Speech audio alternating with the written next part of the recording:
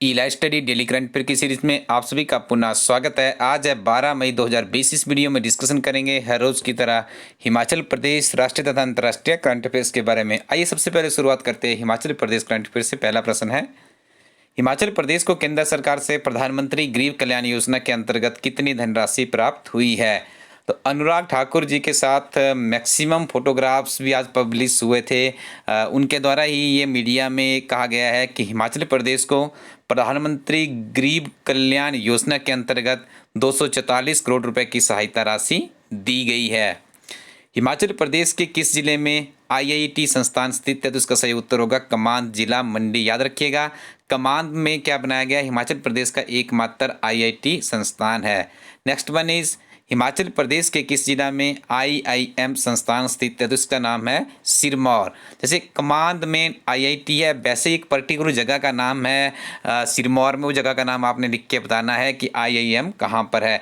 वर्तमान में दोनों संस्थान सुर्खियों में क्यों है, क्योंकि जो हमारे राज्यपाल है बंडारू दत्तात्रेय जी, इनके द्वारा कहा गया है कि दोनों काफ़ी उत्कृष्ट संस्थान हैं। इनके द्वारा हिमाचल प्रदेश की अर्थव्यवस्था को पटरी पर लाने के लिए कुछ सुझाव देने चाहिए।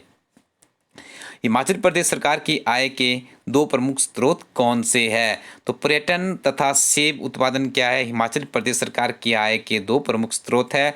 दैनिक जागरण में काफ़ी उत्कृष्ट लेख छपा हुआ था, उसी से प्रश्न लिया गया है। गौरी देवी का टिब्बा सीकर हिमाचल प्रदेश के किस जिला में आता है। तो याद रखिएगा, गौरी देवा का टिब्बा जो सीकर है वो हिमाचल प्रदेश के चंबा जिला में स्थित है। हिमाचली पारंपरिक लोक संस्कृति के संरक्षक लालचंद प्रार्थी का संबंध किस जिले से रहा है से था। तो इसका सही उत्तर होगा कुल्लू से। प्रश्न पहले भी कई बार पूछा जा चुका है कि जो लालचंद प्रार्थी थे इनका संबंध कहाँ से। तो इसका सही उत्तर कीजिएगा कुल्लू। आगे डिस्कशन करेंगे national and world current affairs के बारे में। पहला प्रश्न है, किस अंतर्राष्ट्रीय रेटिंग एजेंसी ने वर्ष 2020-21 में भारत की विकास दर शून्य रहने का अनुमान लगाया है। तो इस रेटिंग एजेंसी का नाम है मूडीज इन्वेस्टर सर्विसेज। इनके द्वारा कहा गया है कि जो वित्त वर्ष है इसमें भारत की जो विकास दर है वो क्या रहेगी, शून्य। इसका मतलब क्या हुआ, देखिए मैं साधारण से शब्दों में बात करूँ, इसका मतलब ये हुआ जैसे हमारी वर्तमान में जो अर्थव्यवस्था है वो 2.97 यानी 3 ट्रिलियन अमेरिकन डॉलर के आसपास है। ठीक है, तो इसका शून्य का मतलब क्या होगा कि इस वर्ष जो हमारी इकोनॉमी है वो कितना 2.97 या 3 ट्रिलियन अमेरिकन डॉलर तक को रहेगी। मतलब जितनी पिछले साल हमारे इसमें ट्रांजैक्शंस हुई थी, हमारे जितना भी भौगोलिक क्षेत्र है पूरे भारत में, तो उतनी रहनी चाहिए। इसका मतलब हुआ कि हमारी जीरो है। यदि इससे हम पीछे चले जाते हैं, मतलब 2.97 या 3 ट्रिलियन डॉलर से पीछे चले जाते तो क्या होगा, माइनस में जाएगी हमारी इकोनॉमी। यदि हम इसके आगे बढ़ते तो किस में जाएगी, फिर वो प्लस में जाती है। इस पॉइंट को आपने ध्यान रखना है। हाल ही में जिस संस्था द्वारा प्रकाशित लास्ट एट होम रिपोर्ट के अनुसार वर्ष 2019 में लगभग 33 मिलियन लोगों का आंतरिक रूप से विस्थापन हुआ है।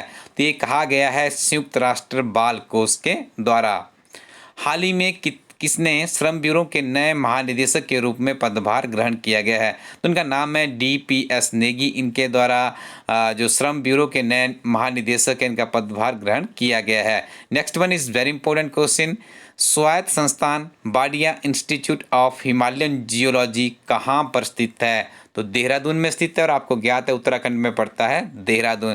देखिए ये रिपोर्ट जारी करते हैं जितने भी हमारे जो हिम भूखंड है उनके बारे में इनकी एक रिपोर्ट आती है। उसमें कहा जाता है कि जो जितने भी हमारे पहाड़ों पे जो बर्फ़ है उसका क्या किस तरह से वो किस तरफ जा रही है, पॉल्यूशन के कारण उसमें कितना नुकसान पहुंचे, ये सारी की सारी जानकारी किसके द्वारा इसका अध्ययन किया जाता है, Wadia institute of Himalayan geology. Next one is Lipulekh दर्रा कहाँ पर स्थित है। तो याद रखिएगा लिपुलेख दर्रा उत्तराखंड में स्थित है। मत्स्य पालन पशुपालन और डेयरी मंत्री गिरिराज सिंह ने startup India animal husbandry grand challenge के लिए कितने स्टार्टअप को पुरस्कृत किया गया। तो इनके द्वारा 12 स्टार्टअप को पुरस्कृत किया गया। और भारतीय इकोनॉमी को यदि पटरी पर लाना है तो इस तरह के नवीन कदम उठाने होंगे। वैश्विक स्वास्थ्य संगठन और संयुक्त राष्ट्र की डाक एजेंसी ने चेचक के उन्मूलन की 40वीं वर्षगांठ पर क्या किया? एक स्मारक डाक टिकट जारी किया। दिस इज वेरी इंपॉर्टेंट, याद रखिएगा। जो वैश्विक स्वास्थ्य संगठन और संयुक्त राष्ट्र की डाक एजेंसी ने चेचक के उन्मूलन की 40वीं वर्षगांठ बनाई गई, इसके ऊपर क्या किया? डाक टिकट जारी किया गया है। 9 मई 2020 को महाराणा की कौन सी जयंती बनाई गई? 480वीं जयंती ये बनाई गई है।